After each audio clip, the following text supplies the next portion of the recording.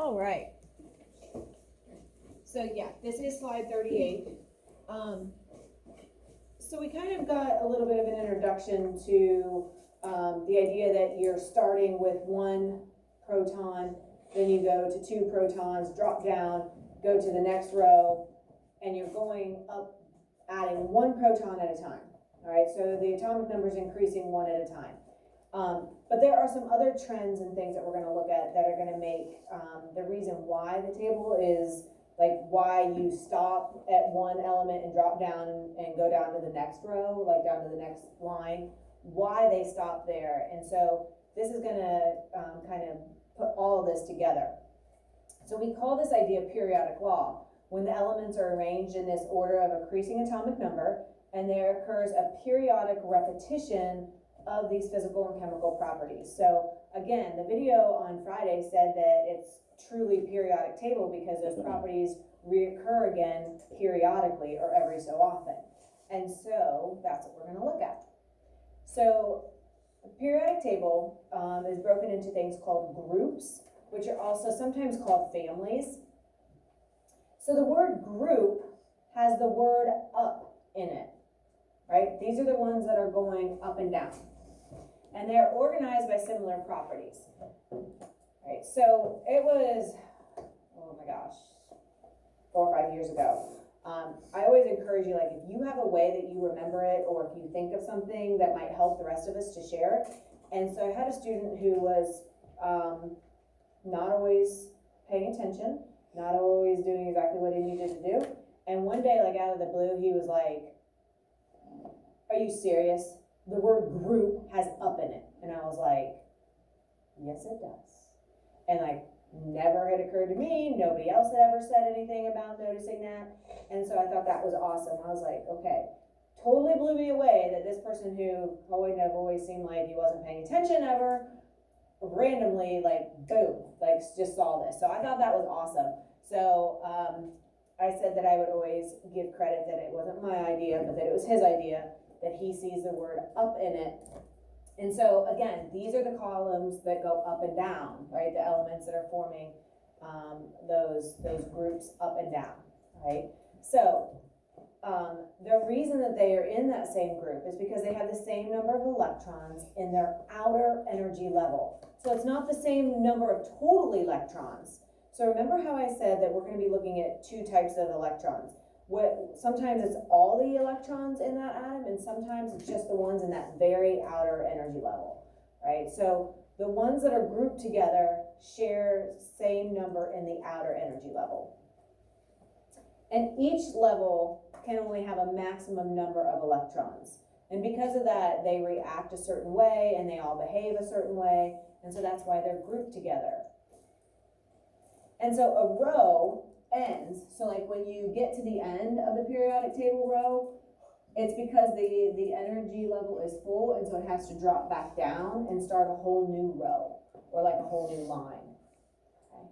And we'll get into that more. If you're kind of like, what? It'll be clear. Sometimes I have to introduce something and it seems a little confusing, but by the time we get to like the end, it all kind of fits and makes sense. So we have these things called electron dot diagrams that are going to represent the electrons that are found in the outer energy level. And so this is something that, again, we'll practice here in a little bit. But understanding how many electrons are in that outer or that valence level is super important. And again, make sure you stop me if I've gone too fast or you missed something, get filled in. All right, we also have these things called periods. These are our horizontal rows. So we have the groups that are up and down, and then we have the horizontal that go side to side. There are rows. So we have these groups and these periods. So you read a sentence left to right. Nobody would argue with that, probably. And it ends in a period. That's how I remember that the periods are the ones that are going side to side. Periods on the periodic table get read left to right as well. And so just like a sentence would end in a period, that's one way that you can remember that the periods are the ones that are left to right. And that's what's getting organized by in order of increasing atomic number. So I go hydrogen, helium, I have to drop down. I go to lithium, beryllium, boron, carbon, nitrogen, oxygen, fluorine, neon. I'm full with that energy level, so I have to drop back down and go to this one, right? And every time I go to the left, I'm adding 1 proton to that element. Okay. We classify these as metals, nonmetals, and metalloids, and so those should sound familiar from your vocabulary. And we'll start kind of defining those today. Okay. All right. So groups or families, they're the vertical. Obviously, group has the word up in it. Think of the pillars or columns like on the White House, right? Those are like columns, right? Those big white columns. They're classified and identified by the electrons and their outer energy level.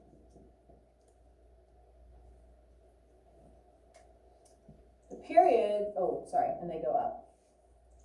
The periods are those horizontal rows. You can also think of rowing down a river. You move left to right or right to left, but it's a horizontal movement, right? You're not in a river going up or down vertically. You're moving side to side horizontally. So you have those horizontal rows. Those are the periods. And we classify or identify them by increasing atomic number. So adding a proton as you go from the left moving to the right. So here we're dealing with electrons in the outer shell. Periods are grouped by increasing protons. We'll come back to Mr. Edmonds here in a minute. Okay. So these are color-coded, showing visually that the periods are our rows, that they are going left to right. So 1 proton, 2 protons, 3, 4, 5, 6, 7, 8, 9, 10, 11. And as you reach the end, you drop down and you go to the next row below it. Okay, so the periods work horizontally. Groups, then, you can see here. Notice that these are white. These do not follow a set pattern. It's just what I call these tall columns are going to be very, very set. Like there's no question of how many electrons they have. These are our transition metals, and they can vary, and so that they will have to tell you, like in a problem or in a situation, what version you're dealing with, and we'll get to that a little bit more later. But for right now, we're looking at groups. They go up and down. So all of the elements in this red group are going to share similar properties. All the ones in this orange share similar, the yellow share similar, and it's all based on the electrons in that outermost energy level. All right, so here's just another way of looking at this. So the periods are going down, groups are going across, right? So our groups are these columns, and our periods are these rows, okay? We're gonna color code your periodic table to look kind of similar to this, probably tomorrow. And so I want to, this is one way of kind of looking at this. I'll kind of keep referring back to this. We're not going to deal a whole lot with these transition metals or our rare earth metals. Mostly we're going to be looking at these tall columns because they're more predictable, and so it's easier for us to kind of get the hang of it. Okay, so we're going to talk about the valence electrons. These are not the total electrons. There's usually more than what you have in the valence group because there's some layers inside, and those have electrons as well. But the electrons on the outside, and they're shown here in blue, are the ones that we're going to consider, right, when we talk valence. And again, this is another vocab term. So these are electrons in that outermost shell. Because the valence electrons are in the outermost area, it only makes sense if those are going to be the ones that can interact. So you have electrons out here. It makes a lot more sense that those are going to be the ones that can do something with other elements, not the electrons all the way buried on the inside. So the way I always think of it, let's say we take this whole class and you guys get into like a big clump, like you're like all huddled up. If I take a hose and start spraying you guys, who's gonna get hit with the water first? People on the outside, people on the inside? Probably on the outside, right? They have the most chance of interacting with their environment and what's happening out there. Same thing with these electrons, right? They're the ones that are gonna have the opportunity to interact, okay? Not the ones on the inside. All right, so they'd be the first part of an atom that could interact. And again, I think that that's logical. Again, try to think of things logically, not try to think of things like by memorizing it, because that leaves you. It's harder to keep that locked in your brain. If you can just think about it common sense wise, you can always kind of figure it out. So, elements in the same group or same vertical column share similar properties. Okay? And so this is the whole idea of the arrangement. This is where this comes into play. And it's because they share the same number of valence electrons.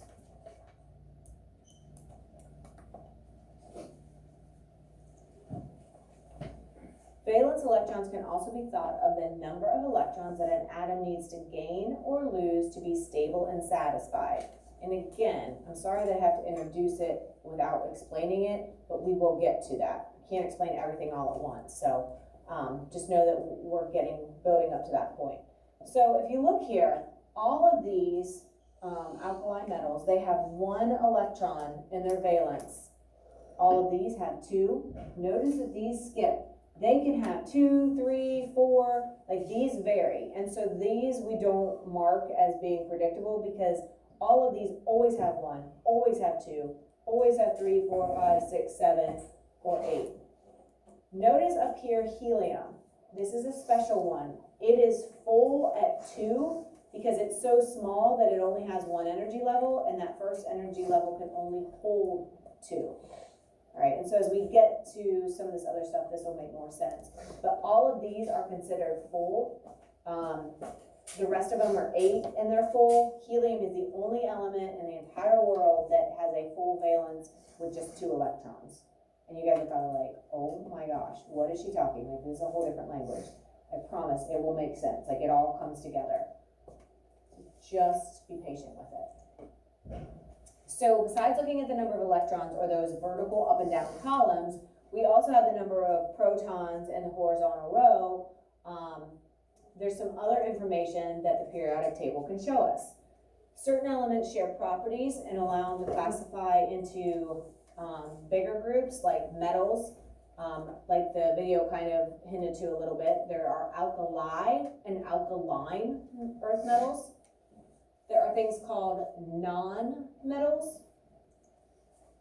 We have metalloids, which are kind of a mix between metals and non-metals. We also have the group called halogens, and we have the noble gases. And all of those words should be familiar from your vocabulary. And again, now we're going to kind of get into explaining them, so hopefully it'll start making more sense to you. In terms of your vocab. Okay, so metals. We're all super familiar with metals. We understand what they are. They're shiny, malleable, ductile, they conduct heat and electricity. They have high density and a high melting point. So malleable means like bendable without breaking. You can heat them up and you can get them shaped into whatever it is you need them to be shaped like. And then obviously we know that heat and electricity can go through them very easily. So here's our metals, everything in this bluish gray. So the majority of our elements are some type of metal. Metals are always going to be elements that give electrons. Right? They're going to be the givers. We'll talk more about that in a minute. Okay, this is our first main group, our first column all the way on the left side of the periodic table. We call this group 1. They are extremely reactive metals. They do not even occur freely in nature because they're so reactive. If they're there, they react instantly. They only have one electron in their valence. So in that very outer layer, they only have one electron. Well, if they give that one electron away, then their energy level drops down to the next energy level that was already full. And so kind of the end game for all these elements is to have a stable, full outer energy level. And so if you have the outer energy level that only had one electron, if you get rid of that, then it drops down to the energy level that was right inside of it, and that energy level was full. And so that makes that element stable and happy. Again, we'll get to that a little bit more in a minute. But they only have one electron in their outer shell. So if they lose that one electron, then they will become stable. And they do that in a process called ionic bonding. And we have a whole unit on that, so we'll get to that. These are our alkali metals. If you look at your periodic table, it's this first group right here, this first column. Lithium, sodium, potassium, rubidium, cesium, and francium. And here you can see their atomic symbols, capital first, then followed by a lowercase letter. Okay, so they are right here. Notice that hydrogen is actually a non-metal. It is over there though because it has the one valence electron. And so to follow that consistency, it's up here at the top. Okay, it has one proton, so it starts the periodic table, and it has one electron, and so it belongs here, even though it's not technically an alkali metal. Okay, alkaline. These are group 2. They are extremely reactive metals, not quite as reactive as the alkali, but still pretty reactive. Again, these do not occur freely in nature. They're so reactive that they react, right? If they're there, they are already reacting. They have 2 electrons, which is why they're in group 2. They're ready to lose those 2 electrons, okay? They want to get rid of them, just like the alkali. If they get rid of the 2, they would drop back down to the energy level below that was already full. So we have beryllium, magnesium, calcium, strontium, barium, and radium. All of those have 2 valence electrons, and they give those 2 away. Right here. All right, our nonmetals. These are solid, usually dull, brittle. They do not conduct heat or electricity. They gain electrons, so they are going to take the electrons from the metals.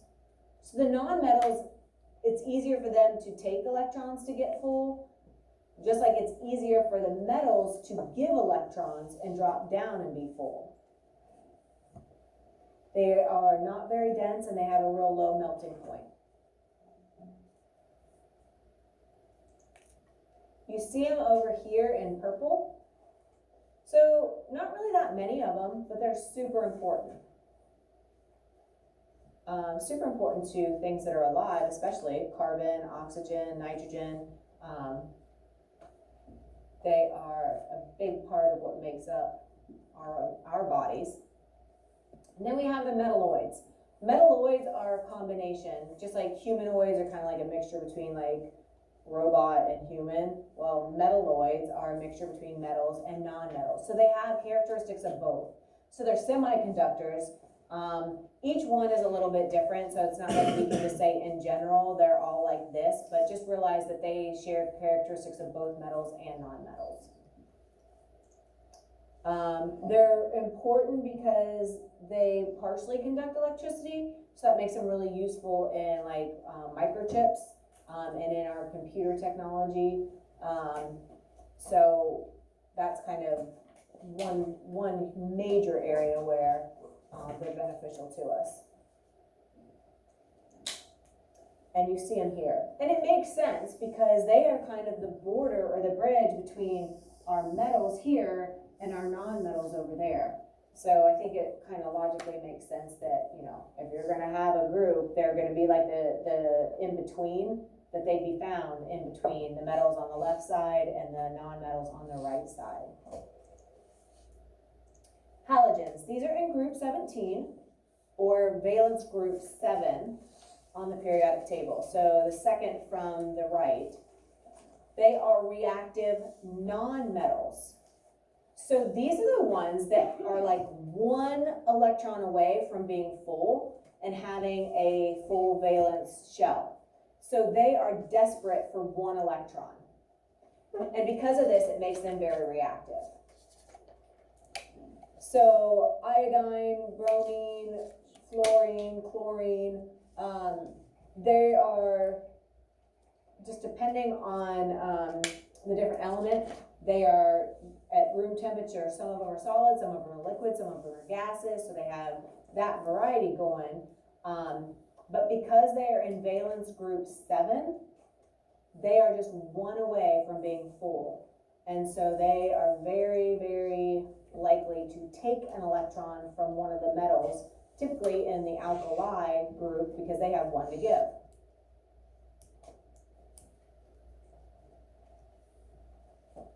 Because remember, you can change the number of electrons you have and still have the same element. What subatomic particle are you not allowed to change? Which one is permanent? Protons, very nice. Okay, so fluorine, chlorine, bromine, iodine, and acetine. Notice that they all end at that INE. That kind of helps. None of the others are really like that, but they all share that common ending. Okay, they are over here. They're showing it in red. Notice that this is the 17th column or group, but it's also valence group 10. And I'll talk about that, not sure, today or tomorrow. So this is valence group 7 or group 17. The noble gases, they are on the far right-hand side, that group. They are not reactive at all. They have 8 valence electrons. 8 is the goal. That is like the nirvana for elements. They want that full valence. Valence electron number is 8. So once they reach that 8, you can't make them take an electron. You can't make them give up an electron. That is where they're at, okay? So that is exactly what their goal is. And so under normal conditions, they're not going to react at all. They're odorless, they're colorless. We have a song that will probably stick in your head a little bit that will make you especially remember the noble gases. When you hear it, you'll see why I'm saying that. Again, we have helium, neon, argon, krypton, xenon, and radon. All the way over here, far right. Again, this is group 18, or if we're talking valence, it's just valence group 8. All right, again, some of this, it's kind of explaining it, or introducing something that I can't quite explain all at once because there's too much. We'll talk more about the bonding, why, but the reasoning of why some are giving their electrons and why some are taking is because they're all trying to get to this ideal state of having those 8 valence electrons. Once they have it, they're golden. Like, you can't talk them out of it. You can't talk them into taking any or giving any up.